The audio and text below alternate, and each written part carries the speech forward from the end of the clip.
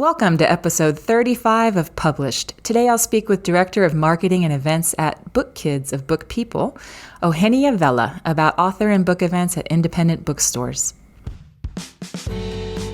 Welcome to Published, a podcast by Greenleaf Book Group, where we'll discuss the ins and outs of the publishing industry, from writing a book and finding the right publisher, to gearing up for a book launch. And now, here's your host, Greenleaf Book Group CEO, Tanya Hall. Welcome back to Published. In today's episode, we're talking about independent bookstore events and how authors can use independent bookstores for book launches, readings, and other events. Independent bookstores like BookPeople here in Austin represent a large part of the market, and they host a lot of book launches and other events that can really bring in the community and add value to your launch campaign.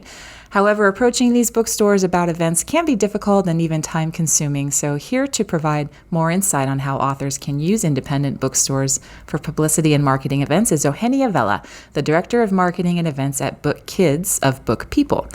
Let's get into the interview. All right, let's start by having you tell us a little bit about your background and your experience at BookPeople. Yeah, so I've been at BookPeople for 3 years now, and I originally started there as their school event host. So basically, there's a few of us who are in charge of going to schools with authors when they visit, and I absolutely loved it, and I just wanted to do more because that's like a part-time role. And so Megan Goel, who is our children's programming director, reached out about this open position for the kids events and marketing, and so I've been in my current position for 2 years now, and it's, really fun. It's different every single day. So yeah. Good. Well, BookPeople, for those who don't know, I'm sure plenty of our listeners are not from Austin. It's certainly the largest independent bookseller in Austin. I would say it's probably the biggest and best bookstore in Austin, for that matter. It has lots of fans, of course, and a huge customer support base here. So I know you guys do great events, but can you tell our listeners a little bit more about the types of authors and events that BookPeople puts on? Definitely. Our tagline is we are the largest independent bookstore in Texas. So Texas. We like using that line a lot. We are a pretty big state. And as far as events go, we really do a little bit of everything. So I am on the kids and YA side. So I handle everything from story times to author signings with picture book authors, middle grade and teen authors. And then also on the adult side, of course, we have author signings, and we have over 300 events a year. And that's, in store. And we also do a lot around town. We have a lot of offsites. And we do partnerships as well with people like Texas Book Festival, the Paramount Theater in downtown Austin, South by Southwest Festival. So we do a lot both in store and outside of our store. And of course, we also do author visits in schools, like I was mentioning earlier, which is one of my favorite programs. It's really great to bring kids authors into schools and just see, kids' reactions firsthand. So we really do a little bit of everything. You guys get some really big names into BookPeople as well. Yes, we're very lucky. Yes, it is definitely the venue people want to be in if they're an author with a book out and they're coming through Austin. So my guess is that, I know that independent bookstores run events and applications, I guess you could say, for events differently than a chain bookstore would. And for our listeners, typically a chain like Barnes & Noble has sort of a community relations manager who might handle these types of things for a regional set of stores. But how does it work at BookPeople, and how can an author sort of, maximize their chances of getting a yes from you? Yeah. So, we of course do things differently. And I think it's also the same for independent bookstores. BookPeople, we've been around for almost 50 years. We have a reputation. So I basically came into a program that was already established. I'm very lucky that way. So of course, independent bookstores that are smaller or that are still building their program are dealing with like different things than we are. But speaking as someone who works at BookPeople, so basically, we have our marketing and events team, of which I am part of, and authors can either, call the store and they can say, I'm looking to book an event, and then the bookseller who they're talking to can direct them to our website or to to an email address, or you can also go straight to our website and find a little bit of information on events. The kind of like catch-all is, just email like the general customer service email, and then like they'll put you in touch with the right people. But unfortunately, like our website, you can find like all of our different emails in different spots. So like if you go, I would say first off, explore that bookstore's webpage, and just kind of like try to learn as much of that bookstore as you can and see like who their booksellers are, what their specialties are. You can learn a lot about a bookstore from their webpage and from their social media. And so we, get these pitches, and they can come either straight from the authors or they come from publishers. And, we have a kids side and the adult side. And so the adult events and marketing manager and I are both in charge of booking those events. And so basically, if the author has contacted me directly, I have to make sure, that we are able to order the book. That's like the first priority, is like, are we even able to get this into our store? And so a lot of the chain bookstores, might have like different, discounts than we do, different contracts than we do and everything. So we have to make sure that we're able to order it from our vendor and that it is in our regular terms. And then once I see that, of course, I'm also looking at the publishing date. And so, a lot of authors contact us wanting to do an event for a book that released like a couple of years ago. And so because we do have a lot of events, the first thing we're looking at is, one, are we able to order it? Two, can we tie it to the pub date? So if you released a book 2 years ago, we're not going to be able to offer you an event. So the most that we can really offer is, about a month or two. If like you release a book in August, then we can offer you an event like in September or something. But then come the heavy fall season, it's kind of hard to offer you a spot for a book that a lot of people maybe have already purchased. So those are two big things that we look for right off the bat. Another thing, of course, is based on our customers. Do we think that our customers would respond well to this particular book? Do we have an audience for that? And again, every bookstore has a different audience. Different cities have different interests and different genres that do well at their stores. So for example, we have a really great mystery base. Austin readers love mysteries. And so that usually does well. Speaking for the kids side, there's something about really marketable picture book events. If it's a picture book that I think we can play with in terms of social media, in terms of like giveaways, in terms of coloring sheets and activities, and it's something really easy to market, then I probably will be able to offer you something. Those are the main things that we look at when we're thinking to book an author. Yeah. So obviously, since you have so many people wanting to do events there and limited room on your calendar to book these events, I'm sure you're also looking for some sort of evidence or persuasion that the author can bring a crowd. Yeah. And I'm sure that can feel a little imaginary at times. So can you give us maybe some examples of people who have reached out to you where there was something in there that made you go, oh yeah, this is going to bring in a crowd? And we try to be honest when we get an author pitch. I'm very honest and I say, we do have a lot of events. And the truth is that if you don't have the name recognition, then we rely largely on you to bring in a crowd.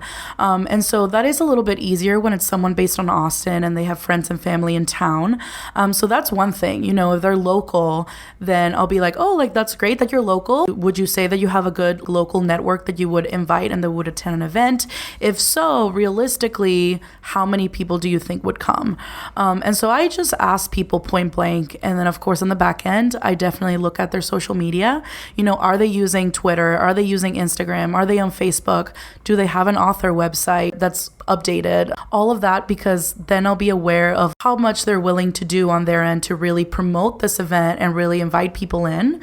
And, we've had people who, let's say, are on their 5th book, and maybe as much as their friends and family adore them, then they might not come to an event, So I'm also honest when it comes to that. Like, hey, you've had several book releases, and I don't think we're going to have a huge crowd for your 6th book, but you're welcome to come in and sign some copies, and we can promote signed copies, But it's definitely just like being honest with us about friends and family, and then looking at social media and their website are just two of the first things that I look at. Mm-hmm. So another good reason for authors to keep up on their social media. Definitely. Often have to twist their arms. It's true, but it sounds kind of superficial, but the truth is, we have our social media channels, we have newsletters, we have ads, but we've learned like over the years that nothing competes with a personal invitation from an author. Mm-hmm. Mm-hmm. Yeah, good point. Mm-hmm. So are most of the events authors reading from their books, or do they do workshops? I'm sure sort of the more experiential it is, questions, the more interesting it can be for those in attendance. So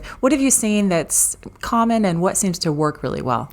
So the most common is the standard, either reading from the book or a talk, and then a Q&A and a signing. So that's like, bread and butter, very standard. And then, of course, there's room for an in conversation, like a moderated event where someone is interviewing the author, and that does really well too. And I think especially if like they know each other, or of course if the moderator is really good at their job, then it makes for a really interesting conversation and people are just more intrigued by it. On the kids and teen side, I think there's a little bit more room to play. On the picture book side, as much as it's really fun to show the slides of the picture book, I always recommend to authors, don't talk about the craft. The kids there don't care. As much as the adults do, you are there as a kid's author. And so you're there catering to the kids in the audience. Even if there's only 5 kids and 40 adults, you should present to the kids. And so definitely show slides of the illustrations. Definitely read the book if it's short enough to read for a good story time. But then, focus on activities, focus on making it interactive, stuff like that. And those do really well. And then, of course, there are other opportunities at BookPeople, for example, we do summer writing workshops sometimes. And so local authors, will reach out occasionally to the local SEBWI chapter and be like, hey, we're thinking of doing workshops. And it would be great if we had one author or one illustrator come in as a guest and talk to the kids, stuff like that. So there are different opportunities when it comes to different author events. And then, of course, like I mentioned earlier, the school visits. If you're a local author and you really want to go out to schools, we are also able to provide books. If we're able to order them, we're able to provide books for the schools, set you up with some order forms with a web page so that they can, buy the book online, all that good stuff. But yeah, and then of course on the kids side too, on the younger side, we have our story times. Mm-hmm. So our story times are just, more, there's more freedom to it. You're just there to read the book, get really silly with activities and with the kids and everything. So yeah, I think when you reach out to us, once we have settled on the date, it's good to have a conversation about what the author is looking to do at their event and what we have space for. I think that as much as we want to make it fun and interactive, we also have to keep in mind that it is still a book signing or, a book event. So there are definitely times when I've had to tell the author, you're welcome to bring food and you're welcome to bring activities, but our customers still have to be able to shop our shelves. So if you're looking for something really crazy over the top, then maybe rent an event venue. But yeah, there's just different opportunities. And I think that at least at BookPeople on the event side, I'm always eager to hear, the author's ideas, especially they know their book, they know, how confident they feel presenting in front of a crowd. I've had authors who are very honest with me and they say, oh, I'm too nervous to talk on my own. And I'm like, great, let's do a moderated one or, just read and then just questions, something like that. And we can just work with your personality and your book. Mm-hmm. Yeah, good advice. Thank you. Well, any parting thoughts or advice for authors who are looking to work with an independent bookstore like BookPeople for an event? I think my main advice is ask questions. Ask questions, be honest. And then also a part of ask questions is, maybe there are things that you don't think an independent bookstore can do, but we can. For example, there's plenty of times when I talk to people and they have no idea that you can pre-order books from us. Some people just associate that to Barnes & Noble and Amazon, but most of your independent bookstores, if they can get your book, then they can get them for a pre-order campaign. So just ask questions, be open and willing to, talk to your bookseller, talk to the event coordinator about what they're looking for and about what fits well with the bookstore's personality. And then also, get creative and definitely update those social media accounts. For sure. Yeah. Actually, one last question. You mentioned a few times the importance of the store being able to order books. And we know that working through wholesale channels, sometimes there is an extended timeline that may surprise authors. Mm-hmm. So is there a best practice in terms of if they have their pub date in September, for example, when should they be reaching out to you to discuss an event? So I usually recommend about 3 months in advance. And that's also based on our calendar and how quickly it fills up. So for example, September, October, which are really busy months, May. May would be a good time. But also if your book comes out January 2020, really want to talk to you in May. You know what I mean? And some authors are very eager, and I really appreciate that and understand that. And that actually also, shows to me that you are excited to promote and you're eager. And so I'm excited to hear from you and to hear an introduction, but also I'm not going to be able to put you on our calendar until about 3 months before the book comes out. Yeah. Okay, good advice. Well, thank you so much for joining us today and sharing this information. And I'm sure it'll help some people better navigate the world of bookstore events. I hope so. Thanks for having me. Of course. That's it for our episode today. We hope you learned a bit more about working with independent bookstores and how you can use them for your author and book events. For notes and resources from today's show, go to greenleafbookgroup.com/episode 35. You'll also find advice for writing, publishing, and promoting your work in my book, Ideas, Influence, and Income, which you can learn more about at ideasinfluenceandincome.com. If you've enjoyed the show, please rate and review us on iTunes. It sure means a lot to have your feedback and definitely helps us to make sure we're answering your publishing questions. A big thank you to Kesley Smith and Eleanor Fishborn, who produce the Published podcast. We'll be back next month with another new episode. Thanks for listening to Published. To learn more, please visit greenleafbookgroup.com. And remember to subscribe to this podcast on iTunes.